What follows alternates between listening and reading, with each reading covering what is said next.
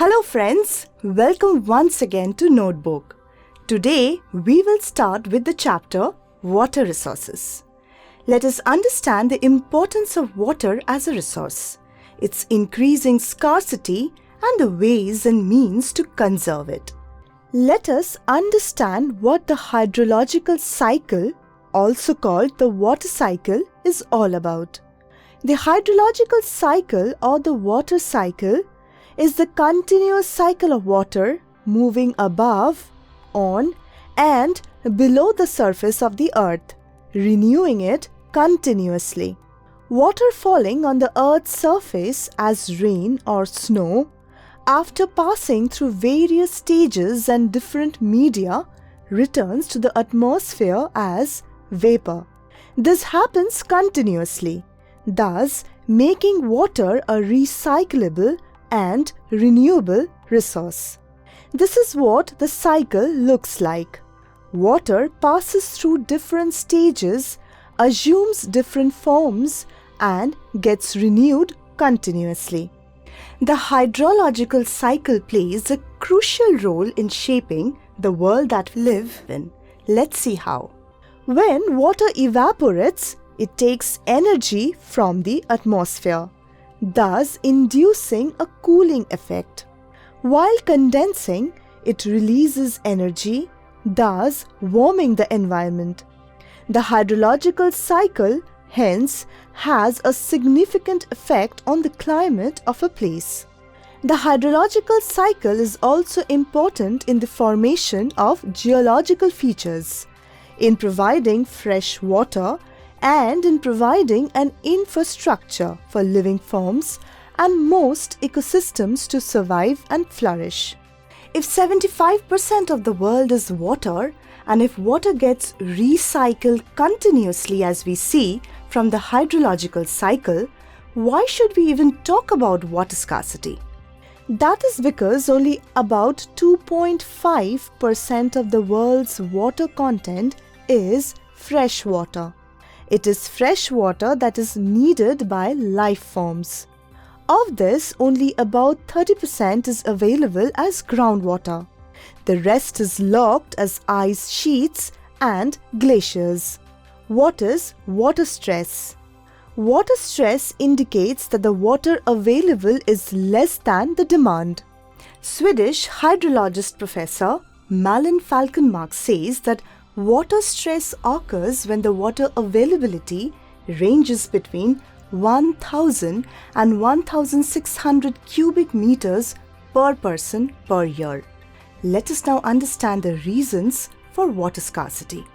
The reasons for scarcity of water are overusage and exploitation, unequal access, need for more water for increasing population, need for more water for irrigation to raise more crops, increasing industrialization, impurities in major rivers, substantial quantities of water rendered useless by pollution, and huge quantities of water needed by hydropower projects.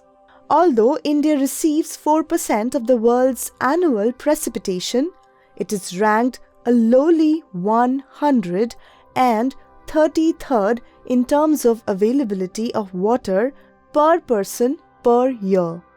India's renewable water resource aggregate is only 1,897 square kilometers. It is predicted that some parts of India may face acute water scarcity by the year 2025. That is why it is essential that a proper water management and conservation system is in place. Even during ancient times, water management and conservation was given its due importance. Reservoirs, irrigation canals, lakes and dams built with stones and rubble were built to manage and conserve water. Here are a few examples. In the 1st century BC, Sringaverapura near Allahabad had an elaborate water harvesting system which channeled floodwaters of the river Ganga. Dams, lakes and irrigation systems were extensively constructed during the reign of Chandragupta Maurya. The Bhopal Lake, one of the largest artificial lakes, was built in 11th century AD. Iltutmish constructed the tank in Hauz Khas in the 14th century AD to supply water to the Siri fort area.